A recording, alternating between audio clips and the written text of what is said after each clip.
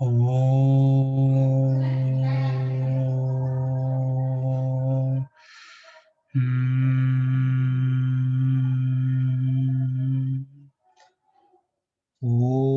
भूर्भुवस्वः तत्सवितुर्वरेण्यं भर्गो देवस्य धीमहि धियो यो नः प्रचोदयात्। आप सभी का बहुत स्वागत है आज की क्लास में। Physiological effect of exercise on our body system, on anatomy.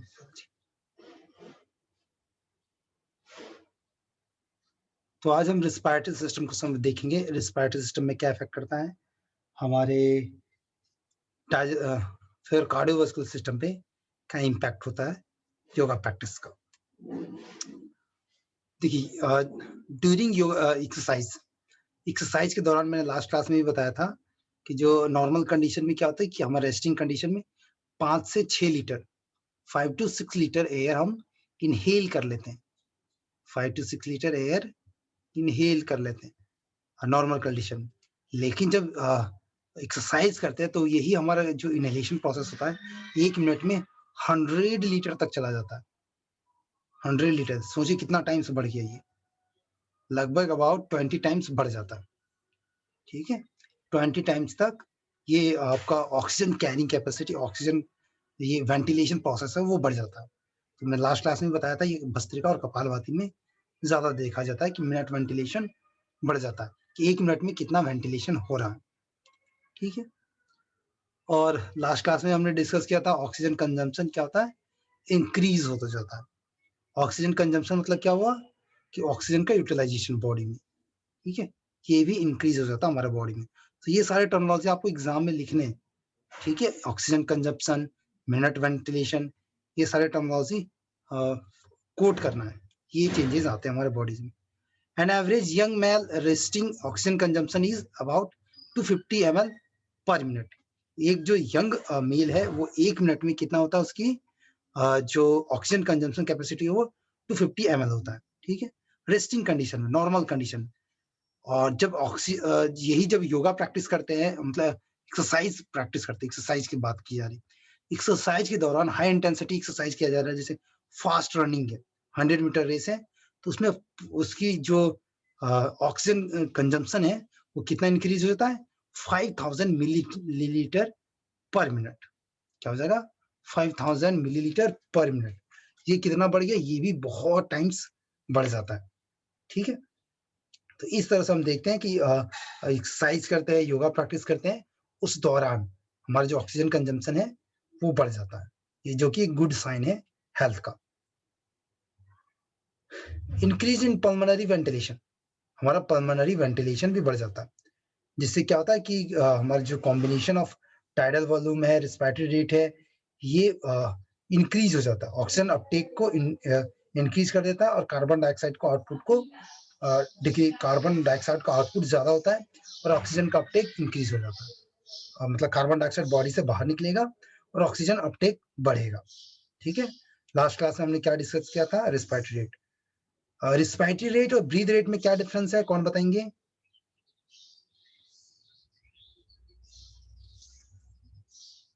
Respiratory rate और ब्रीथ रेट में क्या डिफरेंस है? रितिका आप बताइए, what is the difference between respiratory rate and breath rate? नहीं पता सर। साक्षी जी आप बताइए।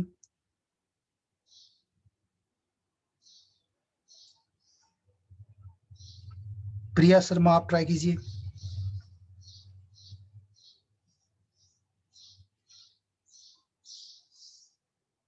आप लोग स्टडी नहीं करते हैं। कल भी इस टर्मिनोलॉजी देखो, जो क्लास में पढ़ा दिया उसको कम से कम एक बार रिवीजन कर लीजिए, 5 से 10 मिनट ओवरव्यूज देख लीजिए कि सर ने आज क्या क्या डिस्कस किया। ठीक है, उन चीजों को डिस्कस कर, थोड़ा सा ओवरव्यूज देख लेंगे तो हो जाएगा। देखिए, ब्रीथ रेट और रिस्पायरेटरी रेट क्या है, दोनों सेम चीज। ब्रीथ रेट को ही रिस्पायरेटरी रेट कहते हैं। 1 मिनट में हमने कितनी बार श्वास लिया और श्वास छोड़ा, ये क्या कहलाता है, ब्रीथ रेट या फिर रिस्पायरेटरी रेट। ठीक है, दोनों चीज सेम है। तो ये रिसर्च में देखा गया है कि जो रेस्पिरेटरी रेट है वो क्या होता है, इंक्रीज हो जा रेस्पिरेटरी रेट है इसमें एक्सरसाइज के दौरान ऑक्सीजन अपटेक इंक्रीज होगा और कार्बन डाइऑक्साइड बाहर निकलेगा। ठीक है। Breathing capacity however does not reach its maximum even during strenuous exercises. जो ब्रीदिंग कैपेसिटी है, जैसे टाइडल वॉल्यूम है, लंग कैपेसिटी है, वाइटल कैपेसिटी है, ये सारी चीजों में ज्यादा चेंजेस नहीं देखा गया। Hemoglobin continues to be fully saturated with oxygen throughout exercise in people with normal respiratory function. Haemoglobin के जो सैचुरेशन, मतलब हेमोग्लोबिन, एक हेमोग्लोबिन कितना ऑक्सीजन को कैरी करता है? 4। हाँ, 4 ऑक्सीजन को, क्योंकि एक आयरन मॉलिक्यूल्स जो 4 ऑक्सीजन को कैरी कर सकता है। उसमें ये दिखाया गया, इसका मतलब क्या होगा, सैचुरेशन, मतलब अच्छे 100%, ये इफिशियंसी है, हेल्दी पर्सन की इफिशियंसी है। तो उस चीज को, सैचुरेटेड कैपेसिटी को अटेंड किया जा सकता है एक्सरसाइज के दौरान। अब देखते हैं हमारे की changes in the artery blood gases.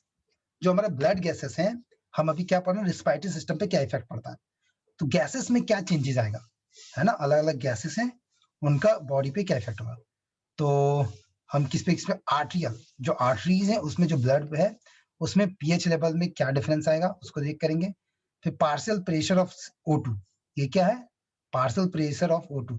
जैसे हमारा जो ऑक्सीजन, जो हम एयर इनहेल करते हैं, उसमें बहुत तरह के अलग अलग गैसेस है, नाइट्रोजन है, कार्बन डाइऑक्साइड है, ऑक्सीजन है, और तरह के डिफरेंट डिफरेंट गैसेस है।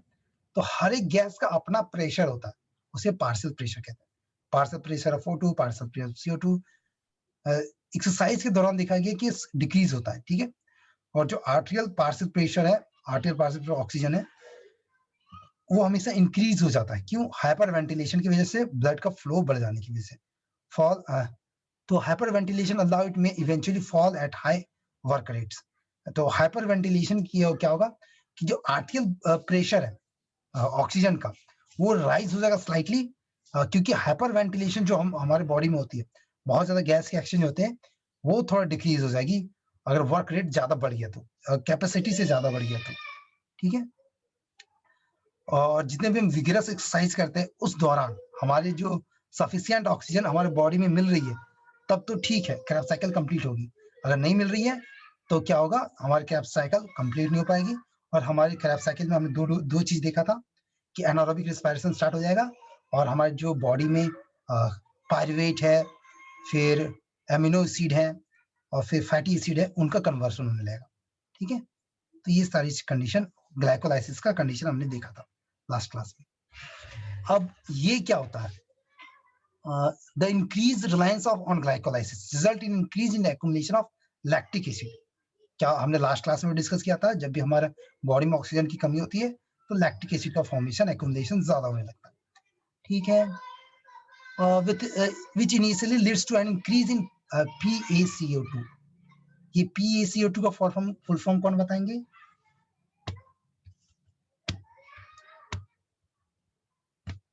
एनीबॉडी ट्राई कीजिए।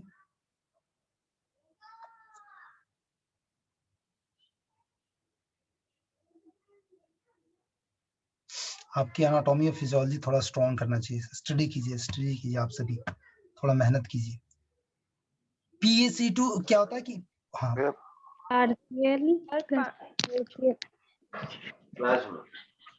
भैया pressure of carbon dioxide, partial pressure of carbon dioxide. नहीं, थोड़ा सा इसमें ए लगा हुआ है, ये टर्मिनोलॉजी का मीनिंग अलग है। इसका मतलब ये हो गया पार्शियल प्रेशर इन आर्टरीज। ठीक है, partial pressure in arteries of carbon dioxide. ठीक है, आर्टरीज में पार्शियल प्रेशर कितना है उसकी बात की जा रही है। ठीक है, ये तो ये टर्मिनोलॉजी का ध्यान रखना।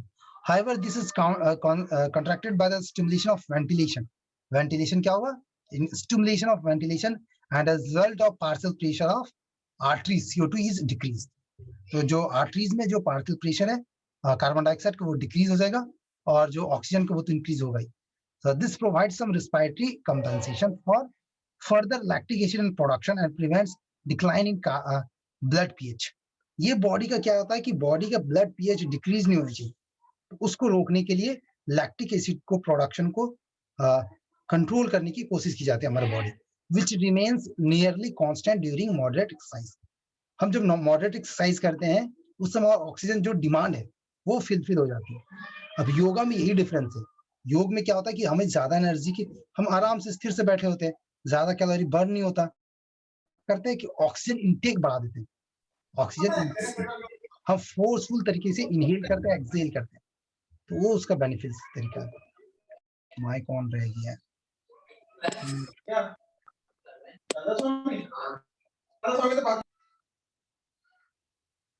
जी ठीक है, अब देखते हैं वेंटिलेशन प्रोसेस में क्या क्या चेंजेस आते हैं।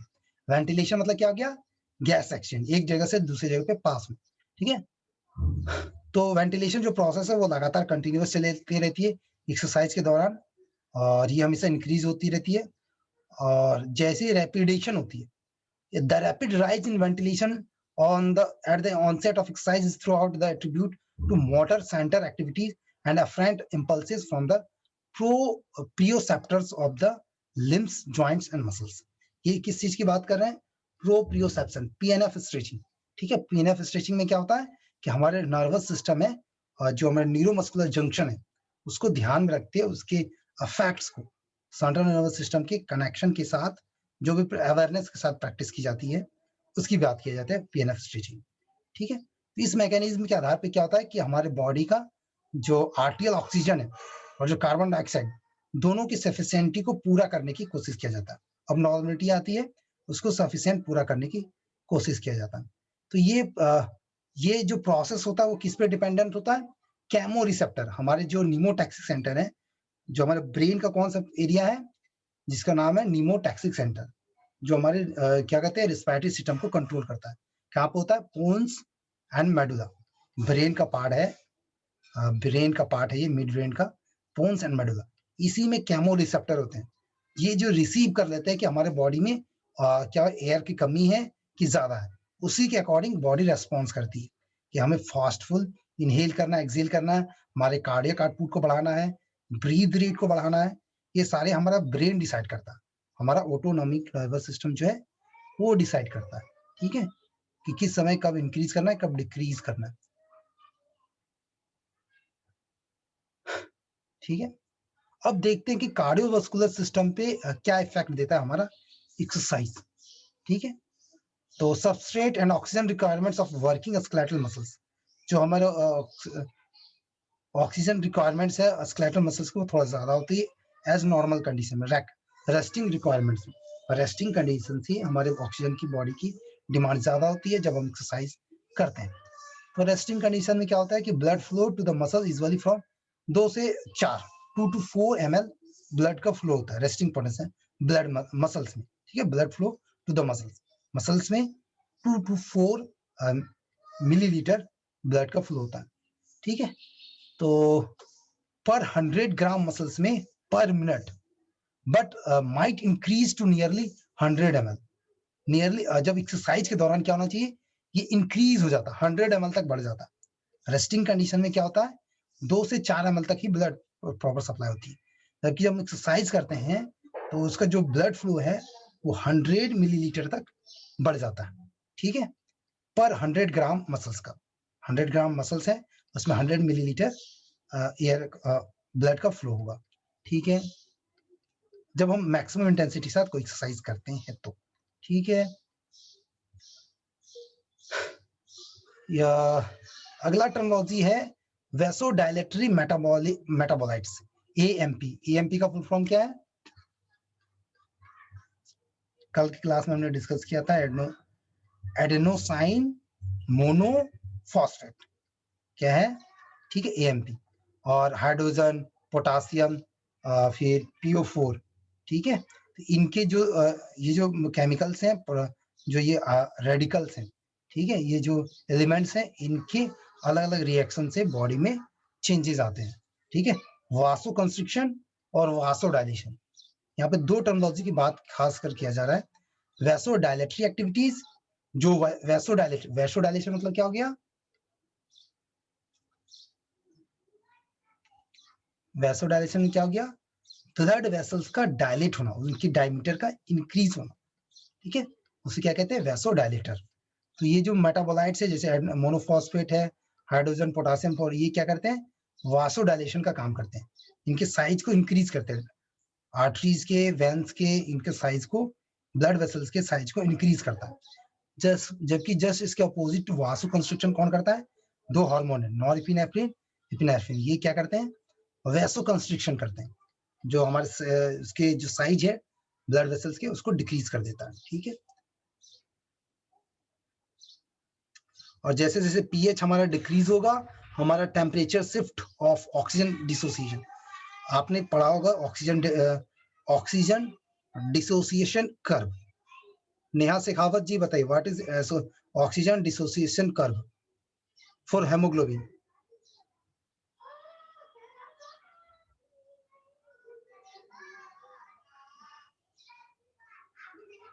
बताइए, what is oxygen dissociation curve? आपने रेस्पिरेटरी सिस्टम में पढ़ा होगा।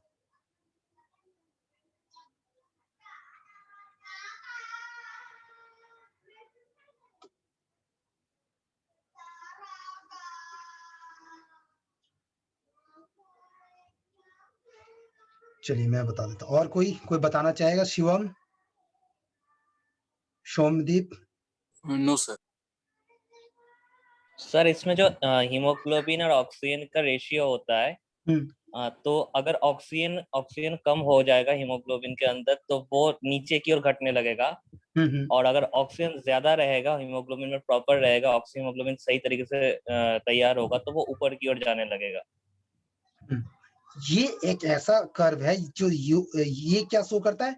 हेमोग्लोबिन का ऑक्सीजन के साथ कॉम्बिनेशन कितना है, किस रेट में हुआ है, टेम्परेचर डिपेंडेंट होता है, एक्सरसाइज डिपेंडेंट होता है। ठीक है, तो जितने भी मस्कुलर एक्टिविटीज है उस दौरान क्या होता है, ब्लड फ्लो क्या होता है कि हमारे बॉडी की एनहेंस हो जाता है और मसल की तरफ पंपिंग हो जाती है और ब्लड फ्लो मसल्स की ओर बढ़ जाता है। तो ये ऑक्सीजन का हेमोग्लोबिन के साथ कॉम्बिनेशन बढ़ना चाहिए। ठीक है, और ये क्या करना है, क्यों? ताकि मैक्सिमम ऑक्सीजन हेमोग्लोबिन से डिसोसिएट होके सेल्स को पहुंचे, जो हमारा मस्कुलर सेल्स हैं, मस्कुलर टिश्यू है, हेमोग्लोबिन से ब्रेक होके ऑक्सीजन मसल्स के पास पहुंचे, मसल सेल्स के पास, ताकि वो अपने जो ऑक्सीजन एक्टिविटीज है, एनर्जी डिमांड है, उसको फुलफिल कर सके। ठीक है, तो ये तो हमने ये देख लिया। दूसरा हम देखते हैं जो coronary blood vessels. Coronary blood vessels कैसा ब्लड वेसल्स है? एनीबॉडी? जो हार्ट की तरफ ब्लड, हाँ, हार्ट की तरफ ब्लड का फ्लो, हाँ, ब्रेन का ब्लड फ्लो, हार्ट की तरफ ब्लड का फ्लो, और हमारे पूरे बॉडी के बैक साइड की तरफ ब्लड का फ्लो प्रॉपर तरीके से चैनलाइजेशन होना चाहिए। ठीक है, और जो हमारा किडनी है, किडनी का मेन फंक्शन क्या है कि हमारे ब्लड को प्यूरिफाई करता है, तो उसको भी मेंटेन करके रखना है हमें। ठीक है, an additional demand on the blood flow during exercise is requirement is to increase the skin blood flow in order to enable heat dissipation. एक और चीज यहाँ पे बात की गई है, क्या कहा गया है कि जो हमारे स्किन का जो ब्लड फ्लो है, जो हमारे स्किन में जो ब्लड फ्लो है वो भी इंक्रीज हो जाती है योगा प्रैक्टिस के दौरान। और हम बॉडी देखते हैं, हम सॉरी एक्सरसाइज के दौरान हमारे बॉडी में हीट एनर्जी जनरेट हो जाती है। क्यों वजह से? क्योंकि ब्लड का फ्लो हमारे स्किन की तरफ बढ़ जाता है। फर्स्ट क्लास में हमने होमोस्टेसिस के दौरान भी बताया था कि जब ब्लड का फ्लो बढ़ता है तो स्किन की तरफ जो ब्लड का स्किन की तरफ ब्लड फ्लो हो रहा है तो हमारे बॉडी में हीट जनरेट होता है। ठीक है, उसकी बात की।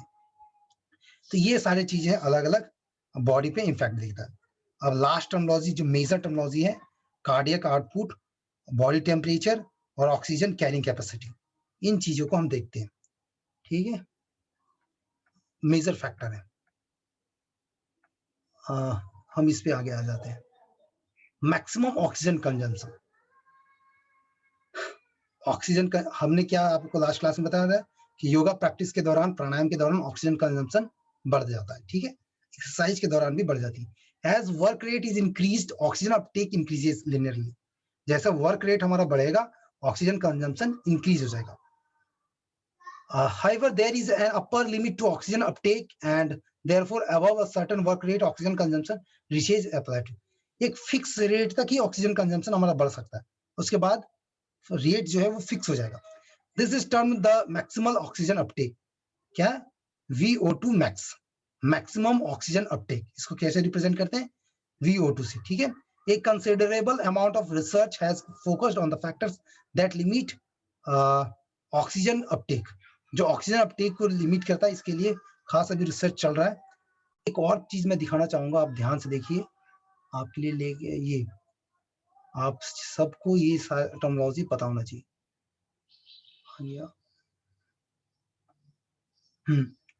ये जो शॉर्ट फॉर्म है, इसको ध्यान से देखिए, इन सभी का short form PA, atmospheric pressure, short term bio में इस्तेमाल किया जाता है। पीए मतलब हो गया एटमॉस्फेरिक प्रेशर, ठीक है। पीएलबी एल्वेलर प्रेशर, हमारे जो एल्वेलाई है, मतलब लंग्स के अंदर जो एल्वेलाई है उसके अंदर जो प्रेशर है, ये। दूसरा है पीपीएल प्लूरल प्रेशर, ठीक है। PO2 partial pressure of oxygen, partial pressure of carbon dioxide, PN2 partial pressure of nitrogen, PA2 partial pressure of oxygen arterial blood, arteries की जो ब्लड है उसमें, तो इसमें भी कार्बन डाइऑक्साइड में हो जाएगा, इसमें भी सेम चीज हो जाएगी एल्वेलर गैस में, ये मतलब एल्वेलर ले जाएगा। P कैपिटल A CO2, ये partial pressure of carbon dioxide alveolar gas, जो हमारा एल्वेलाई है उसमें कितना है, ठीक है। अगला टर्मिनोलॉजी है PaH2, partial pressure of water in alveoli, alveoli में वाटर का वैल्यू कितना है।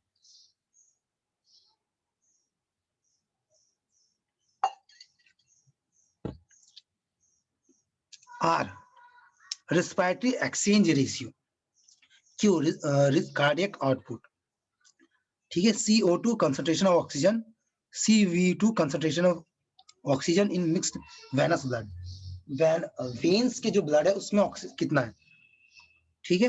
SO2, ये SO2 क्या कहता है, percentage of saturation of haemoglobin with oxygen, मतलब कितना परसेंटेज है कि हेमोग्लोबिन ऑक्सीजन के साथ कॉम्बाइन किया हुआ है, ठीक है, saturation. SaO2 percentage saturation of haemoglobin with oxygen in arterial blood, जो हमारे आर्टरियल ब्लड है उसमें हेमोग्लोबिन कितना कॉम्बाइन है, ठीक है। तीन चीजों टर्मिनोलॉजी का ध्यान हमें रखना है। दूसरा है VD volume of dead space gas, dead space में कितना गैस वॉल्यूम गैस प्रेजेंट है। Volume of alveolar gas, alveoli में कितना गैस प्रेजेंट है टोटल, ठीक है। इंस्पायर्ड वॉल्यूम कितना है, VE एक्सपायर्ड वॉल्यूम कितना है वेंटिलेशन, ठीक है। इन चीजों का हमें ध्यान रखना है, ठीक है, इन टर्मिनोलॉजी का। फिर से वहीं आ जाते हैं paper,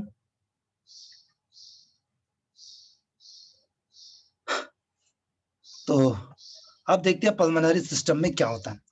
pulmonary limitation to maximum oxygen uptake are evident in some situations, such as when exercise at high altitudes and in individuals with asthma or other types of chronic obstructive pulmonary disease.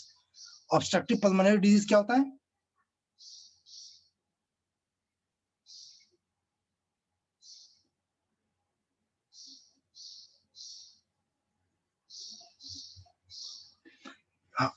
Pulmonary obstructive disorder ऐसा होता है, obstructive disorder किसी में भी हो सकता है, ठीक है। ऑब्स्ट्रक्शन शब्द मतलब होता है कि ब्लॉकेज, ठीक है, एक तरफ से कि ब्लॉकेज, जैसे अस्थमा है तो क्या होता है, एक ब्रोंकाइटिस है, एक तरह का ब्रोंकाइटिस है। तो जो ब्रोंक्यूल से हमारा जो ट्रैकिया है उनका डायमीटर जो है वो डिक्रीज हो जाता है, उसका क्या होता है, उसका डायमीटर डिक्रीज होता है, इसलिए वो इस तरह उसमें एयर का अच्छे से फ्लो नहीं हो पाता, उसमें क्या होता है, ऑब्स्ट्रक्शन आ जाता है। तो ऐसे डिसऑर्डर को ऑब्स्ट्रक्टिव डिसऑर्डर्स कहा जाता है, ठीक है।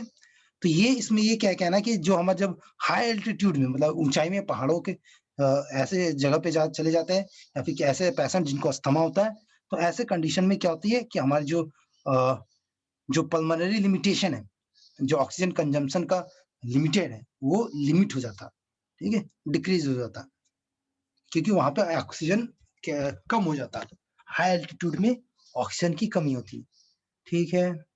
हाइवर जस्ट इसके अपोजिट जो भी व्यक्ति समुद्रों में रहते हैं, ओशियन लेवल पे होते हैं, ग्राउंड लेवल पे रहते हैं, तो उनके पास सैचुरेशन ऑफ आर्टियल ब्लड थोड़ा ज्यादा होता है और ऑक्सीजन कैपेसिटी है वो भी ज्यादा होता है, extremely effectively as describe previously, उससे ज्यादा इफेक्टिव होता है। हाँ, समुद्री इलाके में, मैदानी इलाके में, ऐसे जगह पे क्या होगा, ऑक्सीजन कैरिंग कैपेसिटी ज्यादा होगी। और इसीलिए आप देखते होंगे जो पहाड़ों के लोग होते हैं उनके चेहरे पे थोड़ा सा लालिमा होती है, वो किस वजह से, क्योंकि ऑक्सीजन को ज्यादा ज्यादा वो कैरी कर सके, इसलिए उनके बॉडी में क्या होता है, हेमोग्लोबिन का कंटेंट ज्यादा होता है पहाड़ी इलाकों में, पहाड़ी लोगों में, ठीक है। अगला टर्मिनोलॉजी है कार्डियक आउटपुट। कौन बताएंगे what is cardiac output? Anybody? Sir जो ब्लड पंप होता है 1 मिनट में, जो ब्लड वॉल्यूम पंप होता है सिस्टोल डायस्टोल के थ्रू, तो उसको कहते हैं जो मतलब हार्ट के थ्रू लेफ्ट और राइट वेंट्रिकल्स के थ्रू 1 मिनट में जितना भी ब्लड पंप होता है उस वॉल्यूम को कहते हैं कार्डियक आउटपुट। हाँ, और स्ट्रोक वॉल्यूम क्या होता है? जो रहता है एक बार में अगर जितना वेंट्रिकल्स के अंदर या आर्टरियल्स के अंदर, उसके अंदर जितना भी ब्लड आ रहा है वो स्टॉक वॉल्यूम है उसका। नहीं, थोड़ा सा आपने बहुत अच्छा ट्राई किया सौम्यदीप। कार्डियक आउटपुट में क्या होता है कि 1 मिनट में जो हमारा वेंट्रिकल से कितना ब्लड को आउटपुट मतलब बाहर क्यों निकाल रहा है, पंप कर रहा है, कितना ब्लड पंप कर रहा है हमारा वेंट्रिकल, उसे कार्डियक आउटपुट कहते हैं। जबकि स्ट्रोक वॉल्यूम क्या होता है, एक कार्डियक साइकिल में, एक कार्डियक साइकिल का टाइमिंग कितना होता है 0.8 सेकेंड।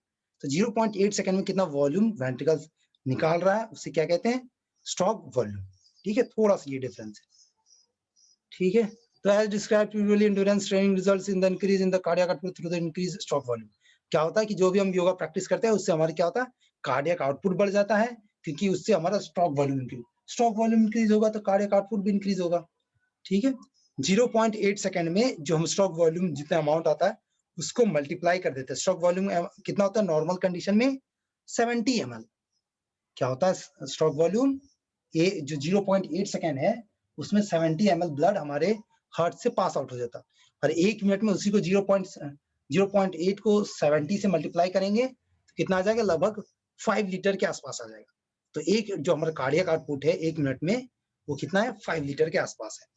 ठीक है, तो इसमें क्या देखा गया है कि हमारा cardiac output stroke volume increase हो जाता है। ठीक है, और इस तरह से हम देखते हैं तो जो हमारा ऑक्सीजन कैरिंग कैपेसिटी है, ये जो हमने टर्मिनोलॉजी देखा था oxygen carrying capacity, maximum oxygen uptake. ठीक है, मैक्सिमम ऑक्सीजन अपटेक, तो maximum oxygen this is considered to be a very important factor determining oxygen consumption in the normal range of oxygen consumption maximum value. इससे क्या होगा कि जैसे हमारा cardiac output बढ़ेगा तो ऑक्सीजन कंजम्पशन भी हमारा बढ़ जाएगा। ठीक है, तो ये इस तरह से हम देखते हैं कि हमारा जो कार्डियक आउटपुट है वो बढ़ जाएगा और हमारा ऑक्सीजन कंजम्पशन भी बढ़ जाएगा इसके प्रैक्टिस से। और जो हमारा ऑक्सीजन कैरिंग कैपेसिटी है ब्लड में वो भी इंक्रीज हो जाएगा। तो a reduction in the oxygen carrying capacity in condition such as anaemia produces fatigue and shortness breathe.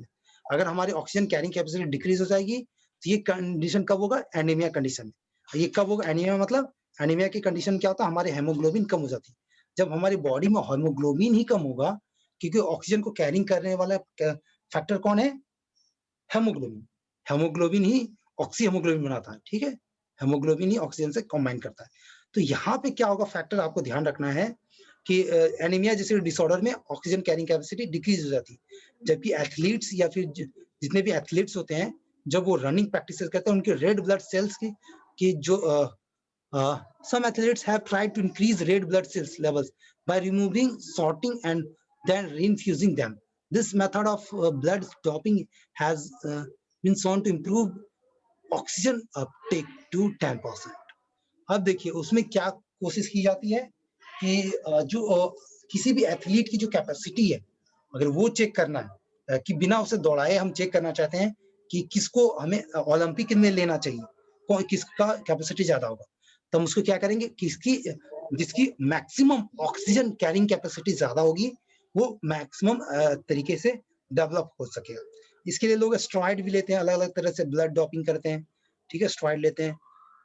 Erythropoietin एक एविडेंस देखा गया है कि ये स्पोर्ट्स ये रेड ब्लड सेल को इंक्रीज करता है। तो ये भी इसी का जो आर्टिफिशियल इरिथ्रोपोइटिन का जो आर्टिफिशियल स्टेरॉइड है वो एथलीट लेने की कोशिश करते हैं ताकि उनकी जो कैपेसिटी वो डेवलप हो जाए। तो इस तरह से अलग अलग तरीके से मेथड से लोग ऑक्सीजन कैरिंग कैपेसिटी को बढ़ाने की कोशिश करते हैं। तो हमें क्या लिखना है एग्जाम में, एक्सरसाइज से ऑक्सीजन कैरिंग कैपेसिटी हमारी बढ़ती है। स्केलेटल मसल लिमिटेशन, तो जो हमारा स्केलेटल मसल्स है उसमें भी उसकी लिमिटेशन है, वो फटिग थक जाता है। स्केलेटल मसल क्या है, थकने की कैपेसिटी किसी स्केलेटल मसल थक जाता है। कार्डियक मसल थक गया तो इंसान खत्म हो गया, कार्डियक मसल जल्दी थकता नहीं है, स्मूथ मसल्स लेस थकता है। तो स्केलेटल मसल्स के बहुत ज्यादा फैक्टर्स में energy, high density of energy की आवश्यकता पड़ती है। अब बॉडी टेम्परेचर पे देखते हैं कि बॉडी टेम्परेचर पे क्या इफेक्ट पड़ता है हमारी योगा प्रैक्टिस एक्सरसाइज का। The maximum efficiency for the conservation of conversion of energy nutrients into muscular work is 20 to 25%। जो हमारी जो एनर्जी है जो मस्कुलर वर्क के रूप में कन्वर्ट होती है 20 to 25%, और रेस्ट जो बच जाता है रिलीज वो non usable form as heat energy. उसमें से भी बहुत सारे एनर्जी क्या होता है, हीट एनर्जी के रूप में हमारा बॉडी से वेस्ट हो जाता है, जो हमारे क्या करता है, हमारे बॉडी टेम्परेचर को इंक्रीज कर देता है। तो यो एक्सरसाइज के दौरान, एथलीट के दौरान जब हम रनिंग करते हैं तो उसमें क्या होता है, हमारी बॉडी टेम्परेचर इंक्रीज हो जाती है और हीट एनर्जी के रूप में हमारी एनर्जी वेस्ट हो जाती है। ठीक है, इन ऑर्डर ठीक है 20 to 25% एनर्जी तो हम मस्कुलर वर्क कर लेते हैं, अपना किसी काम को कर लेते हैं, लेकिन जो हीट एनर्जी रिलीज हो रहा है वो हमारा वेस्ट हो जाता है। ठीक है, in order to dissipate the extra heat generated as a result of increased metabolism during exercise, blood supply to the oxygen must be increased। अब देखिए, जब हमारी हीट एनर्जी इंक्रीज होती है, किसकी वजह से हीट एनर्जी इंक्रीज होती है, क्योंकि हमारे बॉडी के अंदर मेटाबॉलिक प्रोसेस चल रहे होते हैं जो एनर्जी फॉर्म करता है एटीपी के रूप में, उसी का रिजल्ट होता है हीट एनर्जी। और हीट एनर्जी को बॉडी के बाहर निकालना हमारे लिए जरूरी है, इसलिए स्किन पे ब्लड का फ्लो, ब्लड का सप्लाई बढ़ जाता है और ये जो हमारा हीट है स्किन के थ्रू बाहर चला जाता है। ठीक है, दिस अचीव्ड विद वैसोडाइलेशन। इसके लिए अलग अलग मेथड इस्तेमाल किया जाता है। कुटेनियस मतलब क्या होता है, ब्लड वेसल्स का outer skin, vessels by inhibition of vasoconstriction tone. अब इसके लिए दो मेथड इस्तेमाल किया जाता है, वैसोकंस्ट्रिक्शन और वैसोडाइलेशन, इंक्रीजेशन और डायलेशन। ठीक है, इवापोरेशन मेथड भी इसकी इस्तेमाल किया जाता है, स्वेट के द्वारा, पसीने के द्वारा हम हीट लॉस बहुत ज्यादा बॉडी से बाहर करते हैं। ठीक है, तो इस तरह से देखते हैं कि हमारे बॉडी का, और ये टेम्परेचर को रेगुलेट कौन करता है, हमारे ब्रेन का हाइपोथैलेमस। हाइपोथैलेमस क्या क्या रेगुलेट करता है, हमारे हंगर को भी डिसाइड करता है हाइपोथैलेमस, बॉडी टेम्परेचर को भी डिसाइड करता है। तो ये हाइपोथैलेमस किसके लिए रेस्पॉन्सिबल है, थर्मो रेगुलेशन के लिए, प्रोसेस के लिए बहुत ही इंपॉर्टेंट फैक्टर है। ठीक है, तो इसमें ये देखा गया रिसर्च में कि एक्सरसाइज के दौरान हमारी बॉडी हॉट हो जाती है, थोड़ा पसीने आने लगते हैं, ह्यूमिड हो जाती है, और इवापोरेशन मेथड के द्वारा हीट को लॉस करके बाहर निकालने की कोशिश किया जाता है, और इस तरह से बॉडी के टेम्परेचर को रेगुलेट करने की कोशिश किया जाता है, और कोशिश किया जाता है कि हमें हीट स्ट्रोक से बचा जाए। बॉडी में बहुत ज्यादा हीट हो जाएगी तो हमारी बॉडी कंट्रोल नहीं कर पाएगी। ठीक है, जिससे हमें नुकसान पहुंच सकता है, हीट स्ट्रोक हो सकता है। This presents with symptoms of extreme weakness, exhaustion, headache, dizziness. जब हीट स्ट्रोक आता है, किसी को हो जाता है गर्मी के मौसम में, तो उससे क्या हो जाएगा, नाक से खून निकलना स्टार्ट हो जाएगा, वीकनेस हो जाएगी, एग्जॉशन हो जाएगा, हेडेक आएगा, चक्कर सा लगेगा, और हो सकता है तो काला अनचेतन हो जाएंगे, बेहोशी की स्थिति हो जाएगी। तो उससे हमें बचना है। तो इस तरह से हम देखते हैं कि एक्सरसाइज करने से क्या क्या चेंजेस आते हैं हमारे बॉडी में। क्या क्या देखा हमने देखा कि इमीडिएट जो एनर्जी कन्वर्सन है उसमें चेंजेस आता है। ठीक है, एटीपी एनर्जी के रूप में कन्वर्ट होता है, अलग अलग उसका रेस्पिरेटरी देखा, फिर रेस्पिरेटरी सिस्टम में हमने इफेक्ट देखा, मसल्स पे इफेक्ट देखा।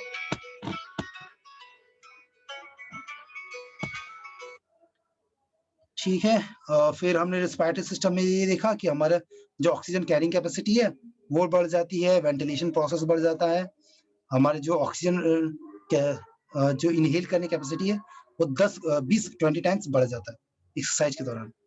आर्टियल ब्लड प्रेशर में चेंजेस आते हैं, वेंटिलेशन बढ़ जाता है, मिनट वेंटिलेशन बढ़ जाता है, कम समय में ज्यादा वेंटिलेशन होता है, गैस एक्सचेंज ज्यादा होता है, हमारा सेंट्रल नर्वस सिस्टम का कैमर रिसेप्टर है वो एक्टिवेटेड हो जाता है। फिर कार्डियोवास्कुलर सिस्टम में हम देख पाते हैं कि जो हमारे कार्डियोवास्कुलर सिस्टम है जो वो ब्लड का सप्लाई मसल्स की तरफ ज्यादा बढ़ा देता है, कम समय में मैक्सिमम होता है।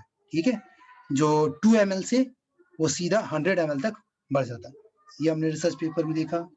और क्या देखा हमने स्टडी ये किया कि हमारा रनिंग के दौरान हमारा जो मैक्सिमम ऑक्सीजन अपटेक है, ऑक्सीजन कंजम्पशन है, वो बढ़ जाता है। ठीक है, कार्डियक आउटपुट इंक्रीज हो जाता है क्योंकि हमारा स्ट्रोक वॉल्यूम इंक्रीज हो जाता है। ठीक है, स्ट्रोक वॉल्यूम क्या होता है 0.8 सेकेंड, जबकि कार्डियक आउटपुट 1 मिनट। ठीक है, फिर ऑक्सीजन कैरिंग कैपेसिटी ये भी इंक्रीज हो जाती है।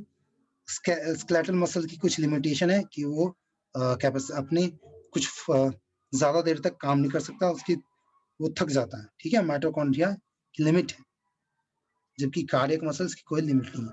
बॉडी टेम्परेचर में भी देखा जाता है कि जब मेटाबॉलिक चेंजेस आते हैं रनिंग के दौरान तो हीट एनर्जी रिलीज होता है, मस्कुलर एनर्जी रिलीज होता है।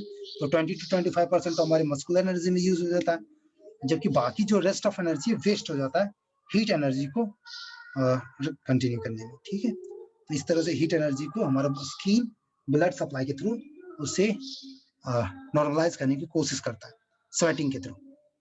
ठीक है, तो ये हीट एनर्जी भी हमारा हाइपोथैलेमस डिसाइड करता है।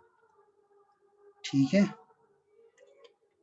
और किन्हीं के मन में प्रश्न हो तो पूछिए आज के सवाल। सर जी सर आपने इसके पहले अभी जो चार्ट दिखाया था उसमें डेड गैस नाम से था, एक डेड गैस मतलब क्या होता है सर? कि डेड स्पेस जो हमारे बॉडी के डेड स्पेस है। हाँ, जो देखिए हमारे दो कैपेसिटी होती है, लंग्स में भी और बॉडी में भी। दो चीज को ध्यान समझिए। हम ना जब जैसे हम नॉर्मली मैं आपसे बात कर रहा हूँ, पढ़ा रहा हूँ, समझा रहा हूँ, चीजों को समझा रहे हैं। ठीक है, इस दौरान मैं श्वास ले भी रहा हूँ, छोड़ भी रहा हूँ। तो इस दौरान मेरे लंग्स में क्या हो रहा है कि मेरा लंग्स पूरी तरीके से 100% काम नहीं कर रहा। मतलब पूरे लंग्स का जो एल्वेलाई है, हर एल्वेलाई पूरे जो 100% है वो एक्सपेंशन नहीं कर रहा, हर एक सेल के पास ऑक्सीजन नहीं जा रहा, तो डेड इसकी जगह चला जाता है। अगर उसको प्रॉपर हम उसके बाद ये नॉर्मल कंडीशन में, इसके बावजूद हम कभी योगा नहीं करते, कभी एक्सरसाइज नहीं करते, कुछ एक्टिविटीज नहीं करते जैसे हमारे पूरा चेस्ट अच्छे से एक्सपैंड हो सके। तो ये कुछ और हमारे बॉडी के सेल्स भी डेड हो, जिनकी एक्सरसाइज नहीं हो पाती, जिन्हें चाहिए, तो डेड स्पेस में चला जाता है। ठीक है, डेड स्पेस में हमारे लंग्स का भी और बॉडी का भी। ठीक है, दोनों चीज फैक्टर इसमें काम करता है। लेकिन जब हम योगा प्रैक्टिस करते हैं, प्राणायाम करते हैं, प्राणायाम क्या करते हैं, डीप ब्रीदिंग करते हैं, पूरा इनहेलेशन श्वास क्या करते हैं, पूरे लंग्स के पूरा एब्डोमेन को एक्सपांड करते हैं, चेस्ट को एक्सपांड करते हैं, यहाँ तक कि कैल्विकल बोन तक ही एक्सपांड करते हैं। इसलिए ब्रीदिंग में, योगिक ब्रीदिंग में क्या कहा गया है, abdominal breathing, chest breathing, clavicle breathing, ताकि ये डेड स्पेस को कम किया जा सके। ठीक है, ये कोशिश की जाती है। डेड स्पेस उस जगह के एरिया को कहा जाता है जहाँ पे ऑक्सीजन की सप्लाई नहीं होती है, डेड स्पेस होते हैं, इंटरस्टिशियल स्पेसेस होते हैं। सर एक क्वेश्चन और था सर। जी पूछिए। सर जैसे हम लोग ने अभी पढ़ा कार्डियक आउटपुट, स्ट्रोक आउटपुट, तो टोटल वेंट्रिकुलर आउटपुट होगा या फिर जो बॉडी में जाएगा ब्लड उस टाइप साइड के वेंट्रिकल की बात करेंगे? देखिए इसमें कार्डियक आउटपुट की बात की जा रही है। कार्डियक आउटपुट की जब भी बात की जाए, स्ट्रोक वॉल्यूम की जब भी बात की जाए, तो पूरे बॉडी की तरफ ब्लड का सप्लाई होगा। वेंट्रिकल्स का क्या काम है, वेंट्रिकल्स का दो काम है।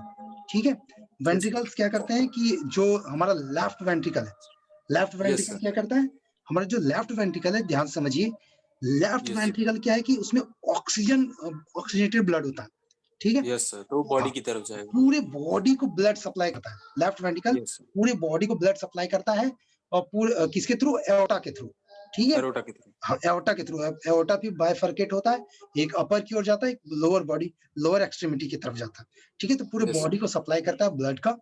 फिर क्या होता है कि वहां से वेन्स, ठीक है, वेन्स क्या करते हैं, जो डीऑक्सीनेटेड ब्लड है सेल्स में, अलग अलग सेल्स में, वो कहाँ ले आता है, हमारे राइट हमारे उसमें आर्ट्रियम में। ठीक है, वो फिर वो राइट आर्ट्रियम किसमें चला जाता है, हमारा राइट वेंट्रिकल में। फिर वो राइट वेंट्रिकल ब्लड कहाँ पहुंचा देता है, लंग्स में। ठीक है, तो फिर वो लंग्स वहां पे क्या सर, मैं ये पूछ रहा था सर कि कार्डियक आउटपुट में हम सिर्फ लेफ्ट वेंट्रिकल का आउटपुट मानेंगे कि जो राइट से भी, क्योंकि दोनों तरफ से एक साथ ही ब्लड आउटफ्लो होगा। तो वेंट्रिकुलर देखिए इसमें कुछ बुक किसी में एक लिया जाता है। तो जनरली देखा जाए तो कार्डियक दोनों जब कॉन्ट्रैक्ट करता है, जब दोनों, मेरा ये मानना है कि जो लेफ्ट वेंट्रिकल है और राइट वेंट्रिकल है, दोनों एक साथ कॉन्ट्रैक्ट करते हैं। वेंट्रिकल हमेशा एक साथ कॉन्ट्रैक्ट करते हैं और जो आर्ट्रियम दोनों एक साथ कॉन्ट्रैक्ट करते हैं, दोनों लिया जाता है। ठीक है, मेरे अकॉर्डिंग दोनों लिया जाएगा। यस सर, बस ठीक है, दोनों लिया जाएगा। और किन्हीं का कोई प्रश्न? चलिए शांति पाठ करते हैं और आपको जो पेपर भेजा गया उसको पढ़िए, और आज जो मैं ये पेपर भी भेज दूंगा तो इनको स्टडी कीजिए, है ना, और जितना हो सके समझने की कोशिश कीजिए। पामिला है क्लास में? आज नहीं है? है। पामिला आप अटेंडेंस ले लीजिए, स्क्रीनशॉट ग्रुप पे डाल दीजिए।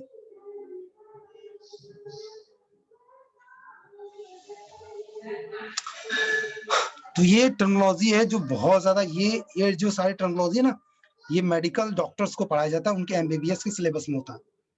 और आपके सिलेबस में भी जो आपके पास पेशेंट आएंगे वो भी आपको डॉक्टर से कम नहीं समझेंगे। इसलिए कोशिश कीजिए कि जहां तक हो सके इस टर्मिनोलॉजी को एक बार ध्यान में रखिए दिमाग में। ठीक है, एक बार दिमाग में ध्यान में रख लेने से वो हमेशा की जिंदगी भर के लिए याद हो जाएगा।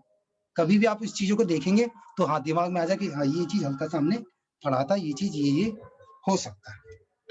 ठीक है, चलिए पामिला जी आपने ले लिया स्क्रीनशॉट?